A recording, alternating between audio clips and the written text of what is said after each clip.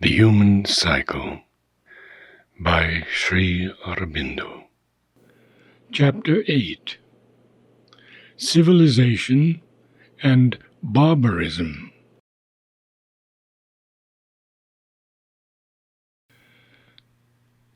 The modern world does not leave room for a repetition of the danger in the old form or on the old scale. Science is there to prevent it. It has equipped culture with the means of self-perpetuation. It has armed the civilized races with weapons of organization and aggression and self-defense, which cannot be successfully utilized by any barbarous people, unless it ceases to be uncivilized and acquires the knowledge which science alone can give. It has learned, too, that ignorance is an enemy it cannot afford to despise, and has set out to remove it wherever it is found. The ideal of general education, at least to the extent of some information of the mind and the training of capacity, owes to it, if not its birth, at least much of its practical possibility. It has propagated itself everywhere with an irresistible force and driven the desire for increasing knowledge into the mentality of 3 continents. It has made general education the indispensable condition of national strength and efficiency, and therefore imposed the desire of it not only on every free people, but on every nation that desires to be free and to survive, so that the universalization of knowledge and intellectual activity in the human race is now only a question of time. For it is only certain political and economic obstacles that stand in its way, and these the thought and tendencies of the age are already laboring to overcome. And in some, science has already enlarged for good the intellectual horizons of the race, and raised, sharpened, and intensified powerfully the general intellectual capacity of mankind.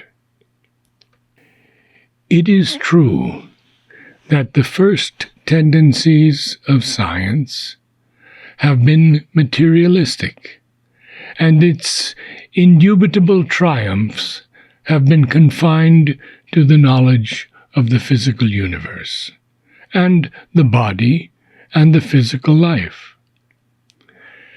But this materialism is a very different thing from the old identification of the self with the body. Whatever its apparent tendencies, it has been really an assertion of man, the mental being, and of the supremacy of intelligence. Science, in its very nature, is knowledge, is intellectuality, and its whole work has been that of the mind, turning its gaze upon its vital and physical frame and environment to know and conquer and dominate life and matter. The scientist is man, the thinker, mastering the forces of material nature by knowing them. Life and matter are, after all, our standing ground, our lower basis, and to know their processes and their own proper possibilities, and the opportunities they give to the human being, is part of the knowledge necessary for transcending them. Life and the body have to be exceeded. But they have also to be utilized and perfected. Neither the laws nor the possibilities of physical nature can be entirely known unless we know also the laws and possibilities of supraphysical nature. Therefore, the development of new and the recovery of old mental and psychic sciences have to follow upon the perfection of our physical knowledge. And that new era is already beginning to open upon us.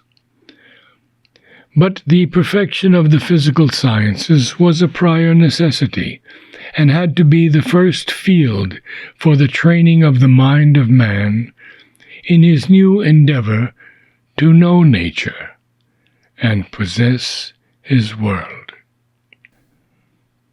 Even in its negative work, the materialism of science had a task to perform, which will be useful in the end to the human mind in its exceeding of materialism.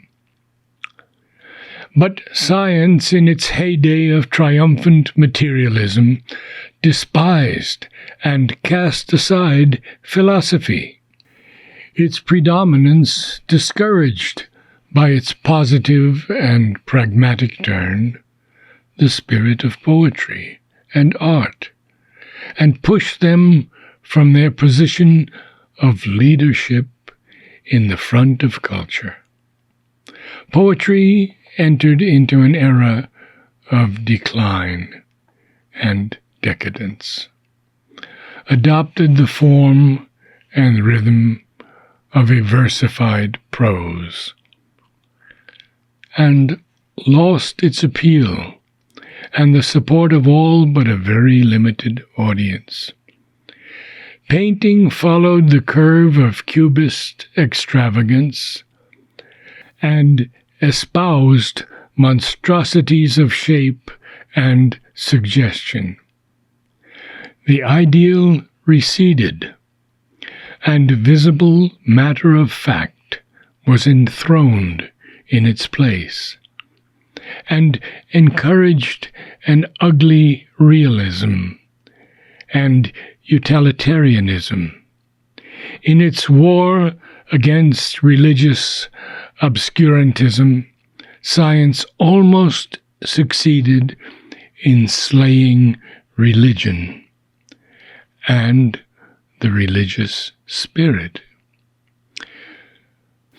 But philosophy had become too much a thing of abstractions, a seeking for abstract truths in a world of ideas and words, rather than what it should be, a discovery of the real reality of things, by which human existence can learn its law and aim, and the principle of its perfection. Poetry and art had become too much cultured pursuits to be ranked among the elegances and ornaments of life, concerned with beauty of words and forms and imaginations, rather than a concrete seeing and significant presentation of truth and beauty, and of the living idea and the secret divinity in things, concealed by the sensible appearances of the universe. Religion itself had become fixed in dogmas and ceremonies, sects and churches, and had lost for the most part, except for a few individuals, direct contact with the living founts of spirituality. A period of negation was necessary. They had to be driven back and in upon themselves, nearer to their own eternal sources. Now that the stress of negation is past, and they are raising their heads, we see them seeking for their own truth, reviving by virtue of a return upon themselves and a new self-discovery. They have learned, or are learning, from the example of science, that truth is the secret of life and power, and that by finding the truth proper to themselves, they must become the ministers of human existence. But if science has thus prepared us for an age of wider and deeper culture, and if, in spite of, and even partly by its materialism, it has rendered impossible the return of the true materialism, that of the barbarian mentality, it has encouraged, more or less indirectly, both by its attitude to life and its discoveries, another kind of barbarism, for it can be called by no other name, that of the industrial, the commercial, the economic age, which is now progressing to its culmination and its close. This economic barbarism is essentially that of the vital man who mistakes the vital being for the self and accepts its satisfaction as the first aim of life. The characteristic of life is desire and the instinct of possession.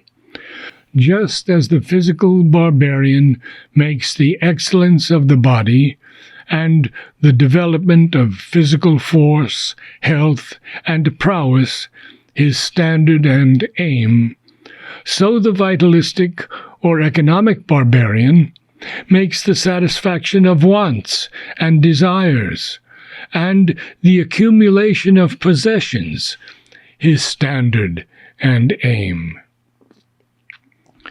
His ideal man is not the cultured, or noble, or thoughtful, or moral, or religious, but the successful man.